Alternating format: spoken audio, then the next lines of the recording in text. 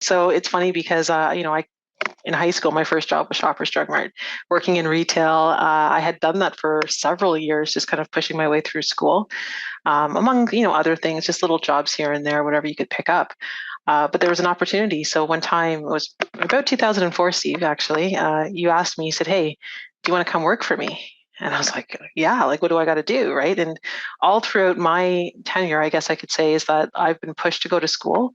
It was either work or go to school, and my avenue had always been, okay, let me take the opportunity to go to school. My father was the first from his family to go to university, so it only felt natural that I continue that path and that journey to go to university, get something under my belt, and then perhaps take it from there. So when I was offered to come to the family business to help out, it was really just that. It was helping out wherever I could.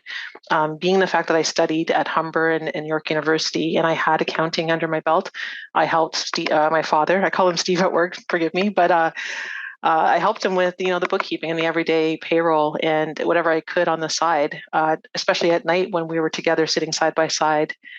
He's pricing jobs for tomorrow, and I'm working on payroll, trying to make sure that the company keeps moving.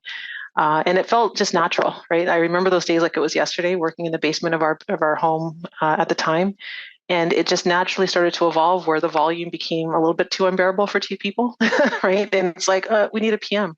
And eventually we needed a controller. And before you know it, there were all these needs that we just couldn't fill on our own. So we started expanding our staff and bringing in really quality people who knew more about those areas than we did, and just making the business that much better. I do want to comment too that one of our first employees is still with us today and is actually celebrating a 15-year milestone. And for us, that's huge because, the way retention is today and trying to keep people engaged and keep them involved in what they're doing on the day to day is very challenging.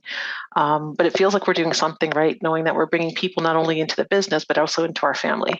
And I think that's what really drives us as well, is the people connection behind this.